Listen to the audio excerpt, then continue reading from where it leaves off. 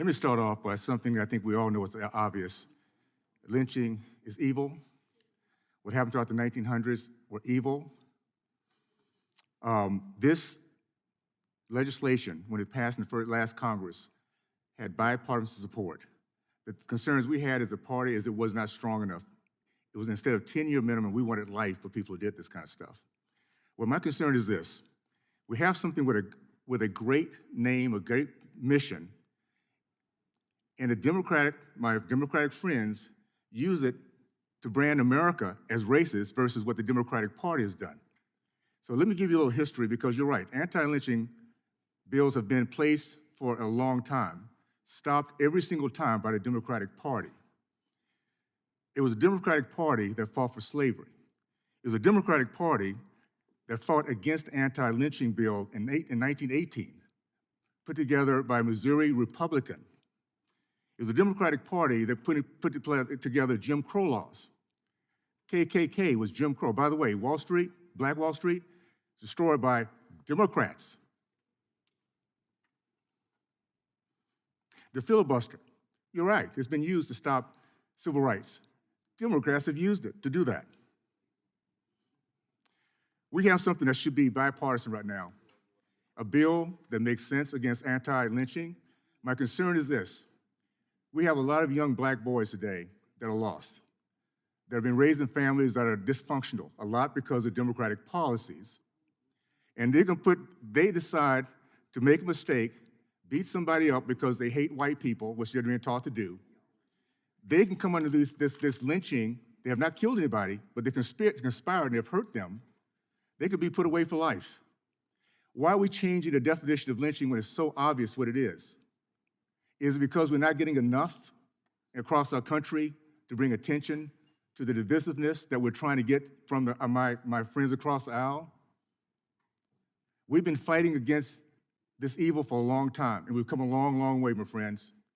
All we have to do is look around this room. We see how far we've come. So let's go ahead and deal with the Emmett Till bill, the way it was designed, that everybody in a bipartisan way agreed to, and let's stop trying to change the language of lynching so it fits any narrative anybody wants to put out there, and all of a sudden we're dividing off people even more and more in more ways. I'm going to take a different tack from beginning. We are at this point, this is not about black and white, rich and poor, blue collar, white collar. We're fighting for the heart and soul of our nation.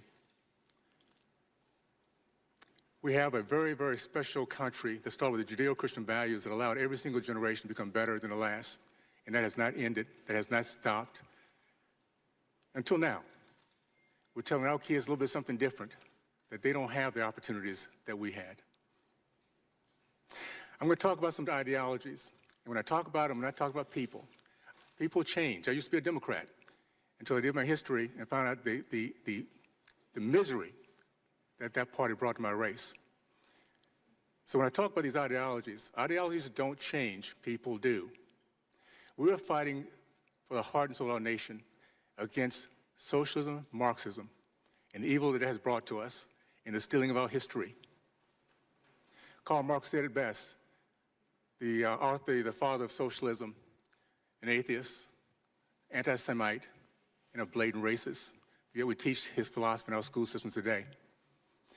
He said it, the first battleground is rewriting of our history.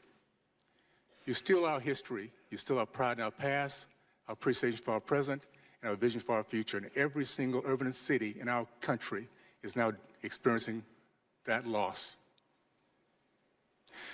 Real quick history, because these are things that we're not taught.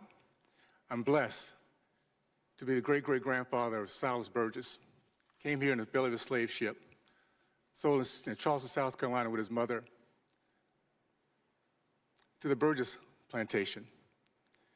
An evil, evil man that drove my great-great-great-grandmother either to leaving her family, her kids, or committing suicide. I don't know, she disappeared. But Silas at age of 8, was blessed to be surrounded by men who believed in freedom. Even though they were shackled, they escaped.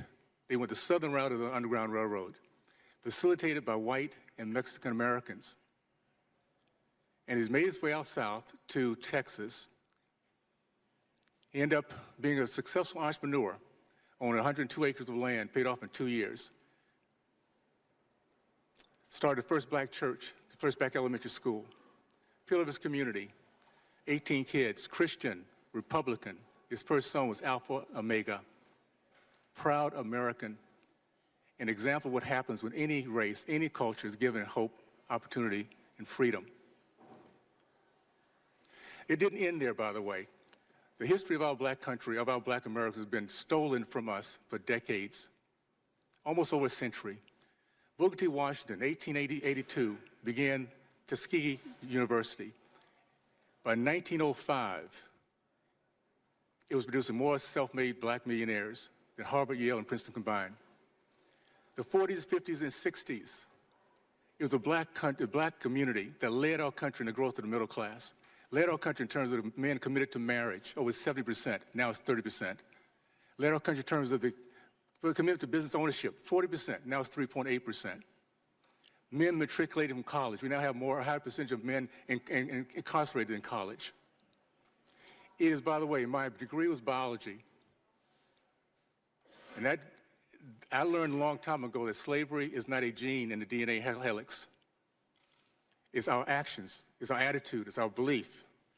I do not believe in reparation, because what reparation does, it points to a certain race, a certain color, and it points them as evil, and points the other race, my race, as one that is not only becomes racist, but also beggars. I do believe in restitution. Let's point to the party that was part of slavery, KKK, Jim Crow, that has killed over 40% of our black babies, 20 million of them. State of California, 75% of our black boys cannot pass standard reading and writing tests, a democratic state. So yes, let's pay restoration. Let's pay restitution. How about a Democratic Party pay for all the misery brought to my race? And those, after we learn our history, decide to stay there, they should pay also. They're complicit. And every white American, Republican or Democrat, that feels guilty because of your white skin, you should need to pony up also. That way we can get past this reparation and recognize that this country has given us greatness. Look at this panel. It doesn't matter how we think. The fact is, well, it doesn't matter our color. We have become successful in this country like no other because of this great opportunity to live the American dream. Let's not steal that from our kids by telling them they can't do it. Thank you.